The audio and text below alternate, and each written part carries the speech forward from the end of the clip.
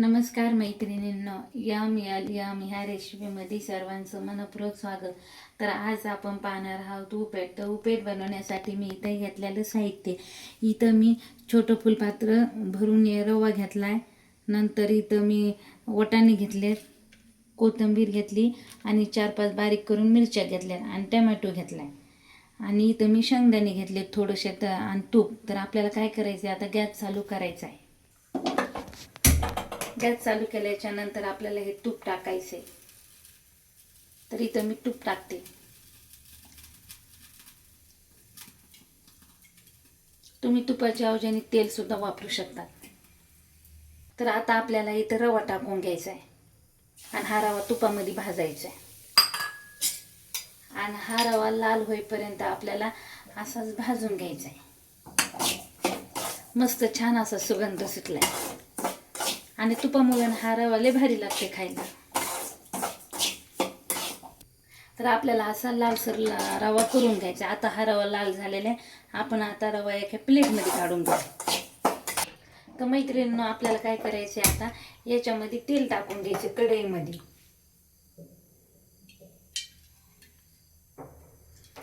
आणि आपल्याला काय करायचं माहिती का, गार पाणी टाकायचं नाही उपीटमध्ये. तर मी काय केलं, इथं 2 ग्लास गरम करायला पाणी ठेवलं. तर 2 ग्लास मी इथं गरम करायला पाणी ठेवलेले. तर आता आपण काय करू, याच्यात मोहरी टाकून घेऊ.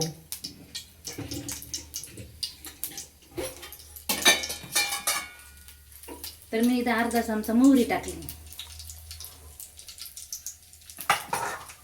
ही मोहरी तडतड होऊन द्यायची आपल्याला मस्त.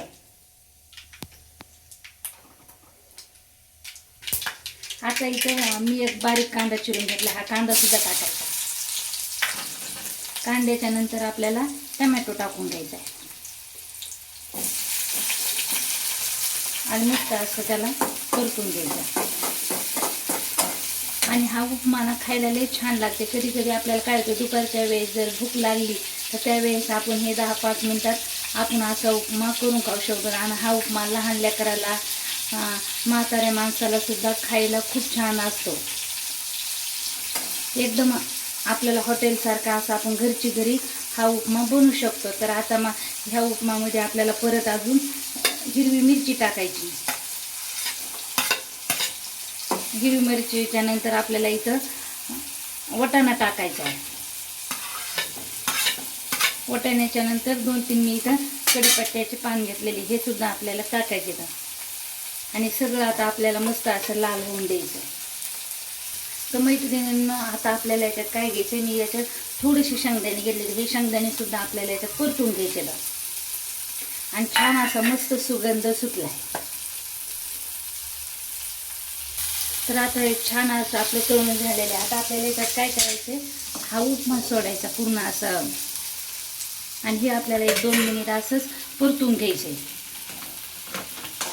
तर आपण आता हे सर्व भाज्यामध्ये आपण गरा मिक्स करून घेतलेला आहे छानपैकी. आता आपल्याला काय करायचं, याच्यावरून कोथिंबीर सोडायची परत. आता आपल्याला याच्यात थोडीशी हळद टाकून घ्यायची. हळद टाकल्याच्या नंतर आपल्याला चवीपुरतं मीठ टाकून घ्यायचे. तर मी इथं मीठ टाकले आणि हे सर्व आता आपल्याला मिक्स करून घ्यायचे. आणि मिक्स केल्याच्या नंतर आपल्याला गरम पाणी याच्यामध्ये सोडायचे थोडं थोडं. तर आता मी इथं गरम पाणी सोडते. आणि तुम्हाला जर असं जर नाही करता आला तर आपण काय करायचं, अगोदर तुम्ही आधण सुद्धा ठेवू शकतात गरम पाण्याचं आणि त्याच्यात हे गरा सोडू शकतात. तर आता मी काय केले, अगोदर हे पूर्ण परतून घेतले. आता याच्यामध्ये मी पाणी सोडते. जसं जसं पाणी लागेल का तसं तसं सोडायचं. तर मी इथं काय केले, 1 ग्लास भरून गरम पाणी घेतले. आता हे थोडं थोडं मी सोडते याच्यात. आणि मस्त आता हे काय करायचं, परत एकदा असं मिक्स करून घ्यायचं. आणि तुम्हाला जर एकदम चिकचिक गरा आवडत असेल तर त्याच्यामुळे तुम्ही अजून पाणी टाकू शकता. तर आपल्याला अजून याच्यात थोडंसं पाणी टाकावं लागतं. आणि मला ना उपीट कसा सुटसुटीतच आवडतो खायला, त्याच्यामुळं ना मी सुटसुटीतच बनवणार आहे. तर अजून आपल्याला याच्यात थोडंसं पाणी टाकायचे. तर मी इथं काय केले, 1 ग्लास पाणी टाकले. आता आपल्याला काय करायचं, याच्यावर 1-2 मिनिट झाकण मांडायचं आणि मग हे पाणी सगळं आपला गरा शिजून घेते. तर आता मी इथे झाकण मांडते आणि गॅस आपल्याला कमी करून घ्यायचा आहे.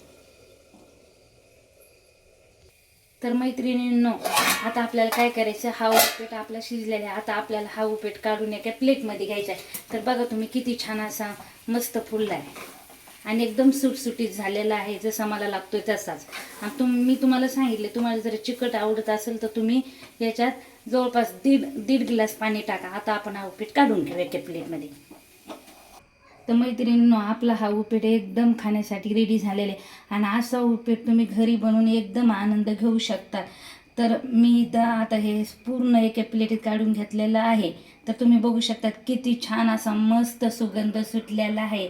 तर मैत्रिणींनो, आता आपल्याला काय करायचे माहिती आहे का, याच्यामध्ये मी वरून थोडीशी शेव टाकली. असेच नवनवीन व्हिडिओ पाहण्यासाठी आपल्या चॅनलला लाईक, शेअर आणि सबस्क्राईब करायला विसरू नका. आणि हा व्हिडिओ कसा वाटला हा मला कमेंट बॉक्समध्ये नक्की कळवा. धन्यवाद.